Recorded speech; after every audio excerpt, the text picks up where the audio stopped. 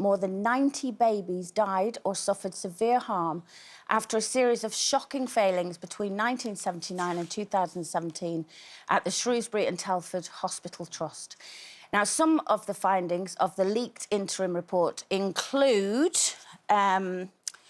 horrifying stuff. There was 22 stillbirths, 3 deaths in pregnancy, 17 deaths of babies after birth, 47 cases of bad care, 51 cases of cerebral palsy.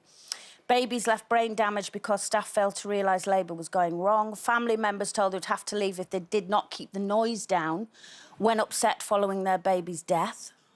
Father received feedback on daughter's death from an NHS employee in the supermarket.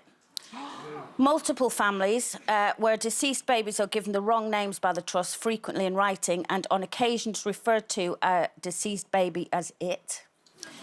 And a baby girl shawl, which her mother had planned to bury her in, was lost by the staff. Now, I don't know about you, but if I read all of that, if I read all of that and I was expecting a baby, I mean, I would be feeling quite anxious, Stacey. I mean, do you know what? It's just harrowing. Like you said, it's such an awful... It really is a failing in the system, and no one can deny that.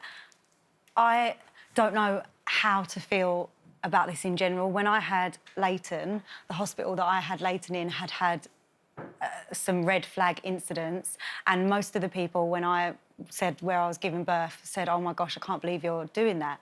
But the reality is that hospitals all over the country are having these incidents because they are severely understaffed, severely underfunded. I'm not saying that that makes up for any of this whatsoever. It shouldn't be happening.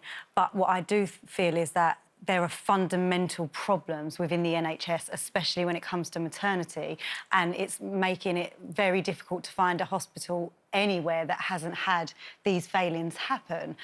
I personally still continued... I mean, the hospital where I gave birth to Leighton and recently to Rex in the same place, was the only hospital available to me. So where else do I go? You have to either apply to go somewhere else, but then if you go into labour and there are complications and you can't get to the hospital that is 20 minutes away rather than the one that you're going to an hour away, what do you do? I just had to really believe in our NHS and believe that they were doing all that they could to come back from the failings that they had, and they did. And essentially they worked much harder on the ward and they brought the hospital back to where it should have been and the standards that it should have been at, but it took a long time, and it took people believing in it and accepting that there were problems that needed to be fixed for it to get to that place where people felt comfortable to give birth. But that isn't going to help any of these people who have been done a disservice by their NHS, but there is no other way other than pumping way more money into it, looking after our staff properly. You know, we've got to stop making these nurses do 4 night shifts in a row and paying them absolutely nothing to do it. Well, I've got to say, I was shocked when I was watching my granddaughter being born. They were fantastic, the midwives and the nurses, but it really shocked me at the majority of the time that they were in the room, they were on a computer or filling forms out. And I said to her, oh, it's weird, because when I had Kira, which was nearly 19 years ago, they were by my bed all the time, checking I was all right, talking to me. But she said there is just the majority of it now is paperwork. And then she went, could you just watch her for like 10, 15 minutes, because I have to go and put money in the meter of a car. They have to pay for it costs her £65 or something a week to pay for parking. And they don't even get the free parking out of the terrible wages they get anyway. Yeah. Well, just talking about this latest scandal, obviously everybody running the hospital it says lessons will be learned and it won't happen again. And of course, this is only the interim report. The full report on all of this, this has been leaked. The full report is going to be out sometime next year.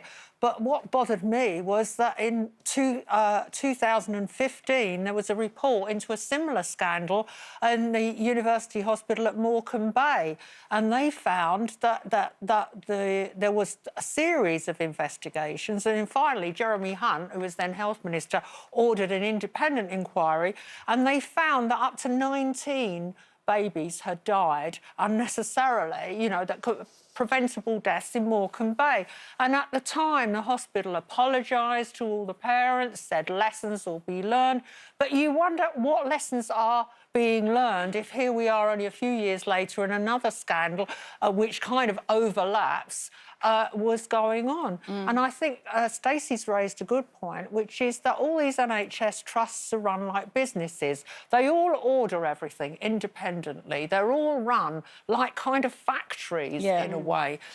So it's all down to this top-down management. So the person who's running the hospital has to lead a huge team, inspire that team, and all the people within the team have to feel their jobs matter and they are important. But there's so many things wrong with the system. Like, for example, if you work as an employed nurse, and I know this from my sister because she's been in the NHS for a very long time, if you get a full-time job with the NHS, you get paid less than somebody who they bring in on what they call a bank shift. So they get paid so much more to just come in and out. It's not worth your while being a full-time nurse doing the crazy long, awful hours. So they don't reward their staff. They then don't give them enough time to recuperate and regenerate ready for the next shift. And it's just, we're asking so much of these people that we almost dehumanise and think that they can't make human error. The other thing is that, as you said, they burden them with paperwork because the NHS is completely obsessed with cost-cutting and target chasing. And when I made a film for ITV a few years ago where I worked in a maternity unit, 2 nurses had to be present to administer that injection as one was a witness to what was going on, and that seemed to me incredibly sensible, but also using up valuable person power that should have been helping the women on the wards. But I saw at first hand the bureaucracy that nurses have to take part in, all the form filling, box ticking, and that takes up as much time as helping the patients. Brenda? I had 2 totally different experiences when I was giving birth, and I totally appreciate overworked and underpaid staff of the NHS fully. But my 2 experiences with my son, you know, the hospital that I gave birth to him in was, you know, called a butcher's hospital, which made me quite nervous of having my son there. But I had him there, and the midwife that looked after me, she was experienced, she was a mature lady, she'd had her own children, and I felt relaxed. But then my second daughter, I had her somewhere else, and I think it was an agency nurse or a younger nurse, and immediately I was a bit nervous that, well, you don't even look old enough to have had a baby. And I found them to be a little bit patronising of me, and I've already had a baby. Somebody telling me how to push or how not to push, and you've not pushed yourself. It's, you know, I think that you need to kind of listen to the parents a bit more, and if they say there's something wrong, they're with their child all the time to notice what's going on, and it needs to be a bit of listening and understanding. I definitely think the best midwives are those who listen to the mum who's giving birth. However, I had a really, really young midwife this time around, and she hadn't had any children, and I thought she was fantastic.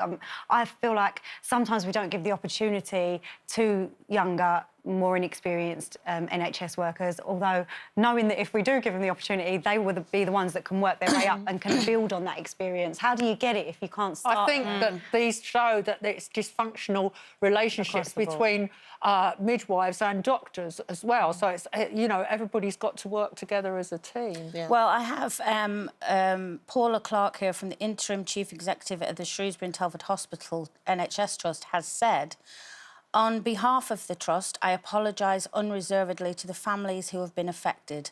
A lot has already been done to address the issues raised by previous cases. Our focus is to make our maternity service the safest it can be.